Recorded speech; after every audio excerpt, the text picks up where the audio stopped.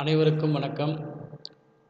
இப்போ இந்த வீடியோவில் நம்ம என்ன பார்க்க போகிறோம் அப்படின்னா, இலக்கண குறிப்பு அப்படிங்கிற பகுதியில் முற்றுமை, அதுக்கப்புறம் பார்த்திங்கன்னா பண்புத்தொகை, இது ரெண்டும் பார்க்க போகிறோம்.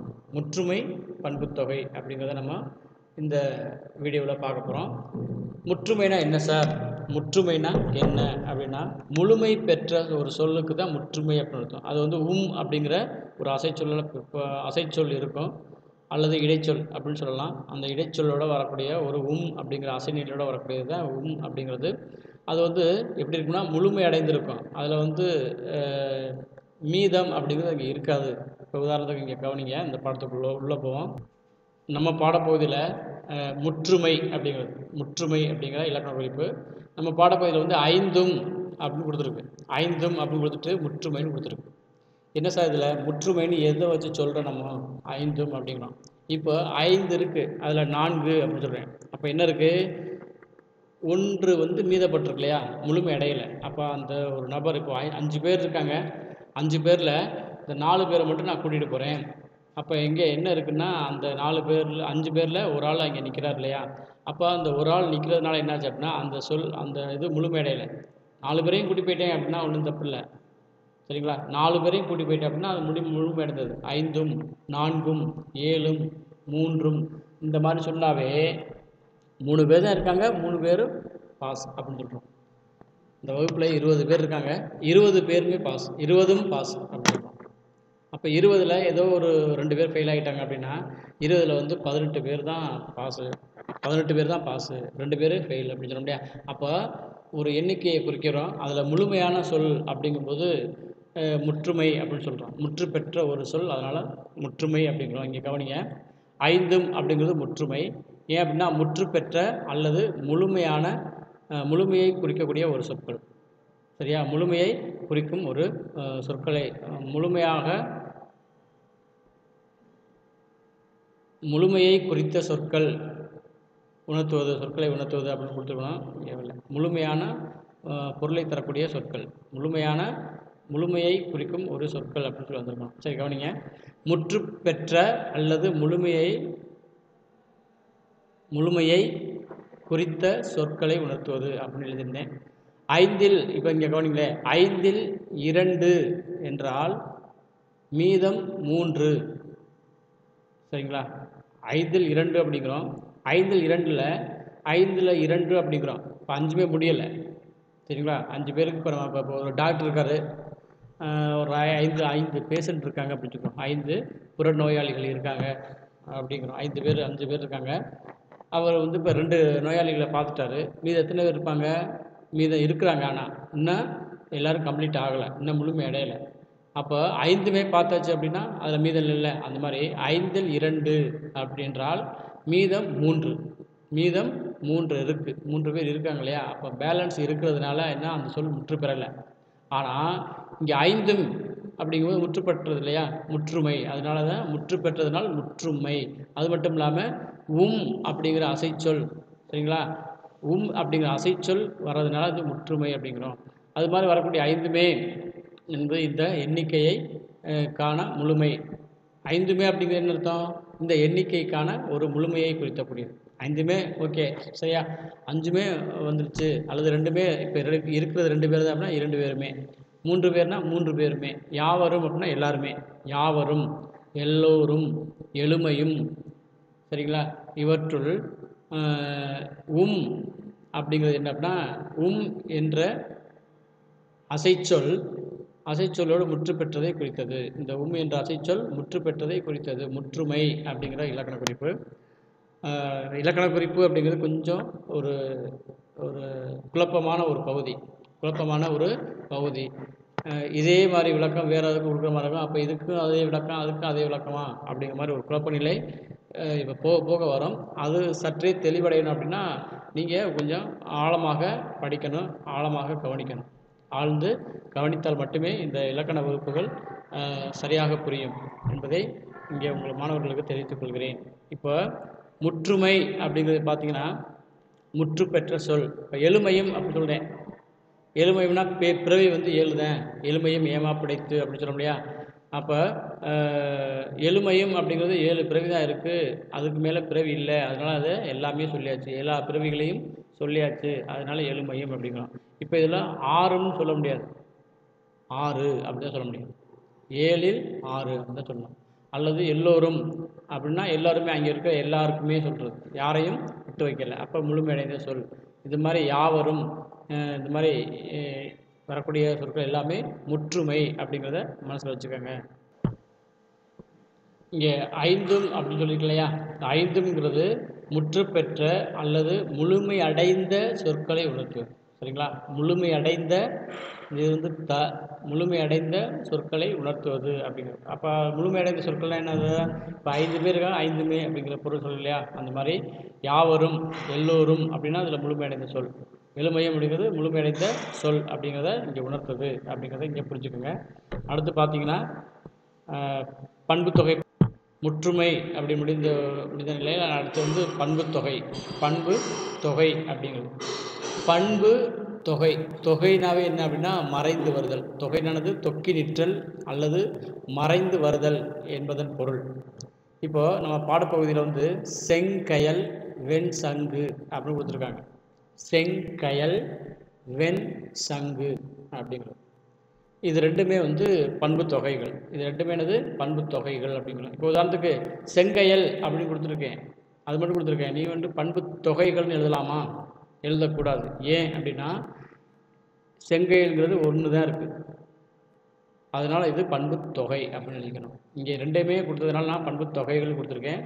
புத்தக நோட்ஸில் லாஸ்ட் இயர் இது வந்து ஒரு சந்தேகம் கேட்டாங்க மாணவர்கள். என்ன அப்படின்னா, சார் இந்த மாதிரி கொடுத்துட்டு செங்கயல் வெண் சங்கு கார்மேகம் செந்தாமரை இந்த மாதிரி சொற்கள்லாம் கொடுத்துட்டு இது எல்லாமே பண்பு தொகைகள் அப்படின்னு கொடுத்துருக்காங்க. உடனே வந்து கேட்குறாங்க, என்ன கேட்குறேன்னா, சார் இது என்ன சார் பண்பு தொகைங்கிறீங்க, இங்கே பண்பு தொகைகள் இருக்கே அப்படின்ட்டு. அப்போ அந்த மாணவர்களுக்கு ஒருமை பன்மை அப்படிங்கிறத தெரியலை.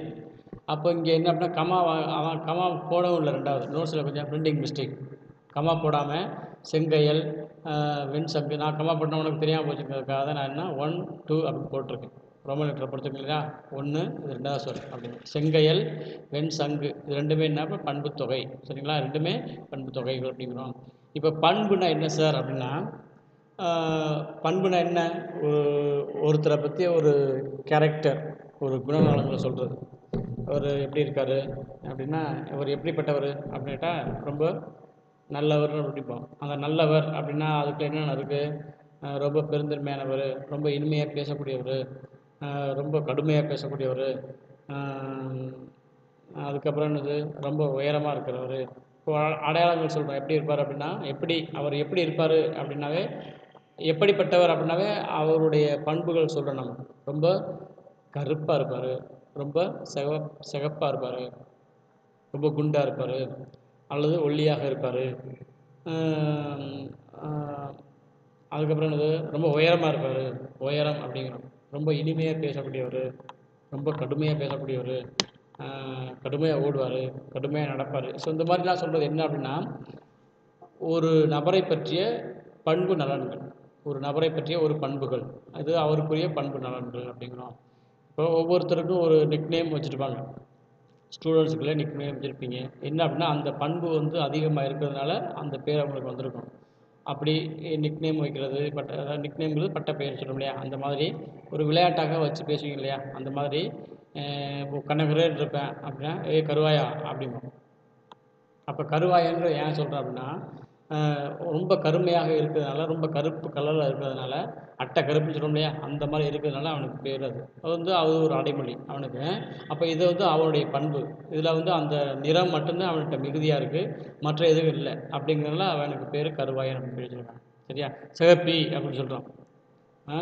சிகப்பி அப்படின்னா என்ன அப்படின்னா, சிகப்பு கலரில் இருக்கிறதுனால, அதாவது இந்த சிகச்சவேன்னு இருக்கான்னு சொல்கிறோம் இல்லையா, அந்த மாதிரி இருக்கிறதுனால சிகப்பி அப்படின்னு சொல்லி பேர் வந்துச்சு. ஸோ இந்த மாதிரி குட்டை அப்படின்னா குட்டை அப்படின்னு சொல்லி, இதெல்லாம் வந்து என்ன அப்படின்னா அவங்களுக்கு வைக்கக்கூடிய ஒரு அந்த பண்புகளை வைத்து வைக்கக்கூடிய ஒரு அடைமொழி பெயர். அதாவது என்ன பேர் சொல்கிறான், என்ன பட்டப்பெயர் சொல்ல முடியாது, பட்டப்பெயர் வச்சு கூப்பிட்டு சொல்ல முடியாது. அந்த மாதிரி இங்கே சொற்களில் என்ன பண்புகள் இருக்குது அப்படின்னா, நிறம் அப்படிங்கிற பண்பு இருக்குது.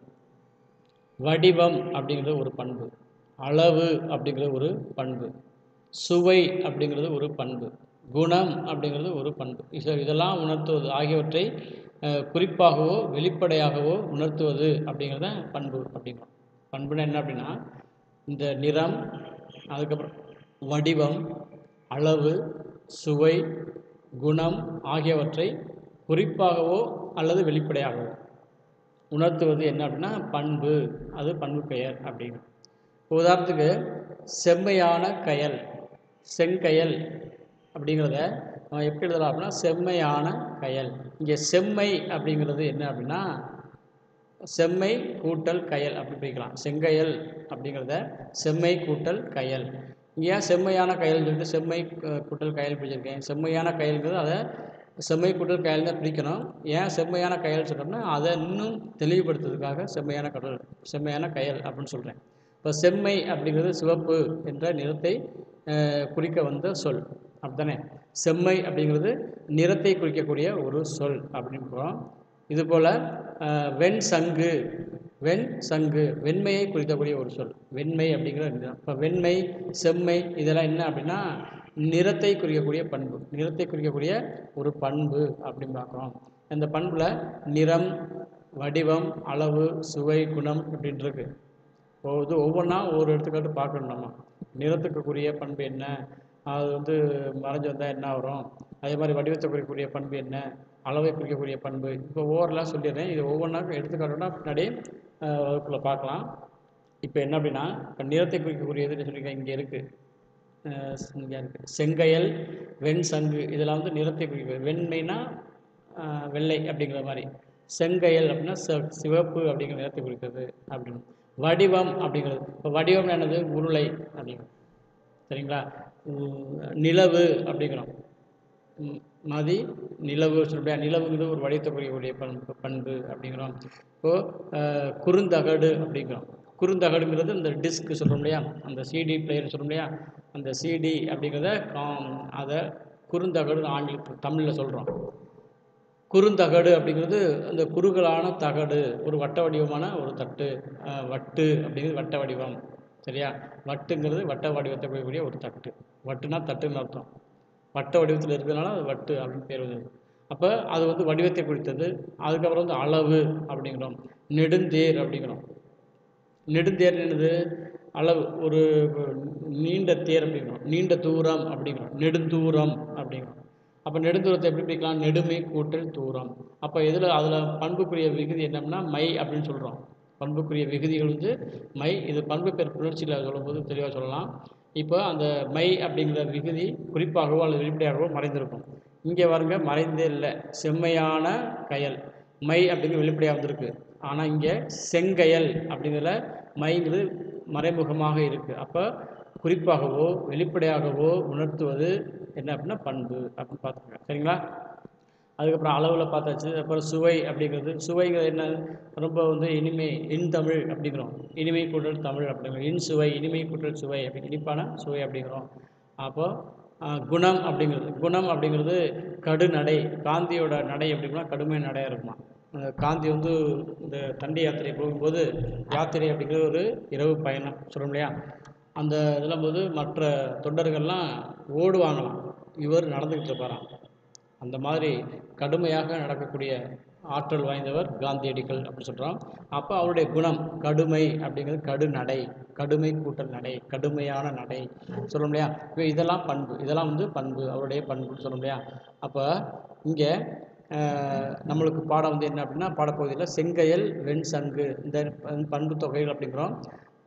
நிறப்பண்புன்னு எழுதணுமா சார், தேவையில்லை. இது உனக்கு புரியணுங்கிறதுக்காக நிறமாக அந்த பண்பு தொகை இருக்குது, இது நிறத்தை குறித்தது பண்பு, வடிவத்தை குறித்த பண்பு, அளவை குறித்த பண்பு, சுவையை குறித்த பண்பு, குணத்தை குறித்த பண்புன்னு நீ தெரிஞ்சுக்கிட்டா என்ன செய்யலாம் அப்படின்னா, இது பண்பு தொகை அப்படிங்கிறத கொஞ்சம் இன்னும் நல்லா தீர்மானிக்கலாம் இல்லையா. ஸோ அதுக்காக இதை சொல்கிறது அப்படிங்கிறது.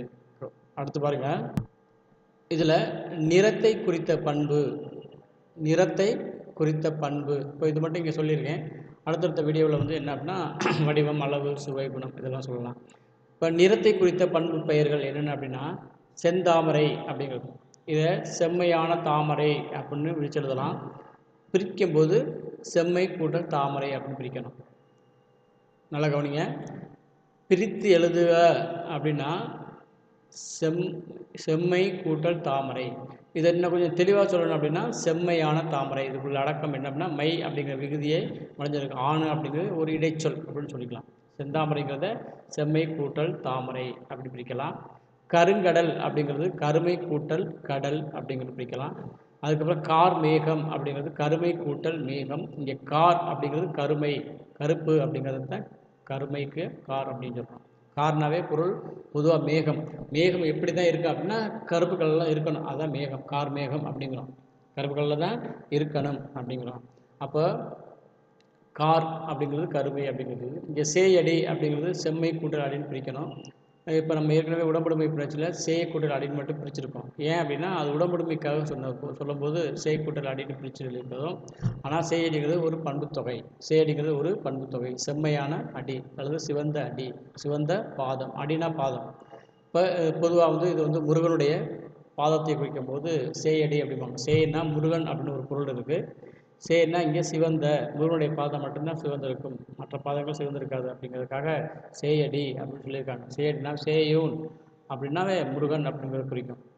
சரிங்களா? அப்போ அதுக்கப்புறம் கருங்கோழி அப்படிங்கிறது கருமை கூட்டல் கோழி, கருங்கோழி. அப்போ இந்த தொடரில் இது போன்ற தொடரில் என்ன செய்யுது, ஆகிய தொடர்களில் என்ன செய்யுதுன்னா தொடர் வரும்போது இது இப்போ கருங்கோழி அப்படிங்கிறது தொடராக சொல்லுது அப்படின்னா கருமையான கோழி, அதுக்கப்புறம் கருமையான கடல், அதுக்கப்புறம் கருமையான மேகம் அப்படின்னு சொல்லி போன்றது போல் வரும் அப்படின்னு சொல்லியிருக்கேன். ஒன்றும் இல்லை. இப்போ நிறத்தை குறித்த பண்பு மட்டும் பார்த்துருக்கோம். இதில் நிறத்தை குறித்த பண்பு மட்டும் பார்க்க போகிறோம். செந்தாமரை அப்படிங்கிறது சிவப்பு அப்படிங்கிறதுனால நிறத்தை குறித்தது. கருங்கடல் கருப்பு அப்படிங்கிறனால இதுவும் நிறத்தை குறித்தது. கார்மேகம் இதுவும் கரிய மேகம் அல்லது கருப்பான மேகம் அப்படின்னு சொல்றது, அதுவும் நிறத்தை குறித்தது. சேயடி அப்படின்னா சிவந்த பாதத்தை குறித்தது, அதுவும் நிறத்தை குறித்தது. கருங்கோழி அப்படிங்கிறது இது நிறத்தை குறித்தது அப்படிங்கிறது. இது மட்டும் தானே சார் அப்படின்னா இன்னும் நிறையா இருக்குது. நிறத்தை குறித்த பண்பு நிறைய இருக்குது அப்படிங்கிறோம். என்னென்ன நிறையா இருக்குது. செம்மண் அப்படிங்கிறது என்னது, சிவந்த மண் சொல்லும் இல்லையா? ஆமாம். இதெல்லாம் என்ன அப்படின்னா நிறத்தை குறித்த பண்பு. இது போன்ற நிறத்தை குறித்த பண்புகள். அதனால் நிறப்பண்பு அப்படிங்கிறோம். இப்போ நிறப்பண்பு மட்டும்தான் பார்த்துருக்கோம். அடுத்த வகுப்பில் மற்ற பண்பு பெயர்கள் நம்ம பார்க்க போகிறோம். இலக்கண குறிப்பில் இருக்கிறத வச்சு நம்ம பார்க்க போகிறோம். அதாவது என்ன அப்படின்னா இலக்கண குறிப்புங்கிறது பொதுவாக எல்லாத்தையும் நடத்திட்டு அதுக்கப்புறம் புத்தகத்தில் பார்த்தோம்னா உங்களுக்கு ஈஸியாக எளிமையாக புரியும். இப்போ இங்கே போர்டு ரைட்டிங் என்னதான் இருந்தாலும் போர்டு ரைட்டிங் அப்படிங்கிறது அந்த கரும்பலகைகளை எழுதி நேருக்கு நேராக பார்க்கும்போது தான் இந்த இலக்கண கிளாஸுகள் பொதுவாகவே புரியும். இது ரொம்ப நீங்கள் புரிஞ்சுக்கிறது கொஞ்சம் சிரமமாக தான் இருக்கும். கொஞ்சம் நீங்கள் தான் முயற்சி செஞ்சு கொஞ்சம் படிச்சிருங்க. ஏதாவது சந்தேகங்கள் இருந்ததுன்னா கேளுங்க. இப்போ இதுவரை என்ன பார்த்துருக்கோம்னா நிறத்தை குறித்த பண்பு பெயர் பார்த்துருக்கோம். அதுக்கப்புறம் முற்றுமை பார்த்துருக்கோம். இதில் பண்பு பெயரும் முற்றுமை அப்படிங்கிற இலக்கண குறிப்பு பார்த்துருக்கோம். ஸோ இதில் ஏதாவது சந்தேகங்கள் இருந்தது அப்படின்னா கேளுங்க. வாட்ஸ்அப்பில் வாங்க, நான் ஏதாவது பதில் சொல்கிறேன். அதுக்கு முன்னாடி கொஞ்சம் புத்தகத்தை இலக்கண குறிப்பு அப்படிங்கிற பகுதியை கொஞ்சம் நல்லா படிங்க. படிக்கிறதுக்கு முன்னாடி இந்த பாடங்களை கேட்டுட்டு கொஞ்சம் படிச்சிங்கன்னா உங்களுக்கு கொஞ்சம் பயனுள்ளதாக இருக்கும். சரிங்களா? Thank you very much. இந்த சந்தேகங்கள் தான் கேளுங்கம்மா.